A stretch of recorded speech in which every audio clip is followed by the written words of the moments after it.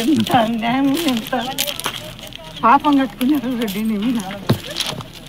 మేమెంతో బాగా బతుకుము. నువ్వు వచ్చితే మాకు కడుపులో కూడా కలగదు కాదమ్మా.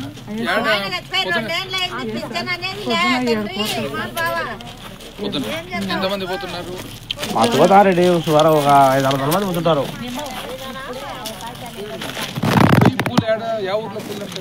పూలు పత్తి మాకు ఘోరమైందిలే మా బస్సు. ఆమెకు 2 ఏళ్ళు అయ్యా భర్త చనిపోయి పింఛనే లేదు. వాళ్ళ ప్రభుత్వం ఉన్నప్పుడు, ఇప్పుడు ఈ ప్రభుత్వం ఉన్నప్పుడు చనిపోతేనే ఇస్తారంట. నువ్వు ఉన్నప్పుడు అన్ని వస్తుండే, చచ్చిపోయేది మన చేతుల్లో ఉంటే ఇంకేముంది.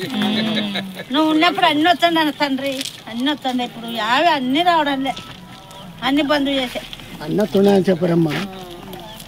అమ్మఒడి రాలేదమ్మా. అమ్మఒడి ఏం రాలేదు, పిల్లలకి రాలే, అమ్మఒడి రాలేదు. బస్సులు అనే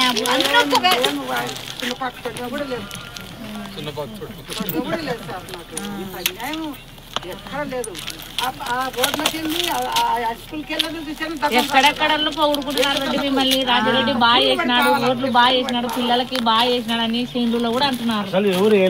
ఆయన ప్రభుత్వం రాజరెడ్డి మనకు బాగా చేసినాడు. డోన్ల హాస్పిటల్ బాగా కట్టించినాడు, స్కూల్ బాగా ఇప్పుడు మళ్ళీ ఫలంగా బాగా 10 మంది కూలీల కోసం అంతలా బండి వేసుకుని ఇంత సాయం చేసినానికి ధర్మం లేదా? ఇంత సాయం చేసినందుకు ధర్మం లేదా? అది అది కొండను చూడు ఎంత పడి చేసినాడు. ఈ 6 రోజులు కన్ను మూసుకొని పోతున్నారు, కన్ను మూసుకొని పోతున్నారు. ఇప్పుడు బాగా కానొస్తుంది రే, ఇప్పుడు బాగా బాగా అనుకు తెలిసింది. జనాలకంటే జనాలకి ఏం తెలుస్తుంది? ఓట్లు వేసి కదా జనాలు, టీడీపీకి వేసి కదా వాళ్ళ సమరమందికి. ఎవరు వేయలే ఓట్లు టీడీపీకి, ఆయన ఎట్లా అర్థం కావడం.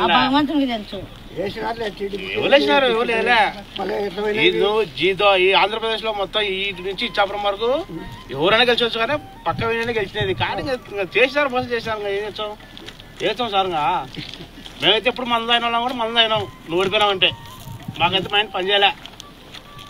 నేను యాసలో చూసిన తిట్టునే పెట్టుకుంటా. రాజారెడ్డి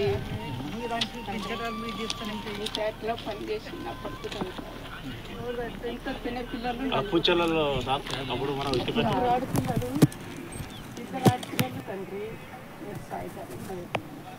ఆ పిల్లలు మట్టుకొచ్చే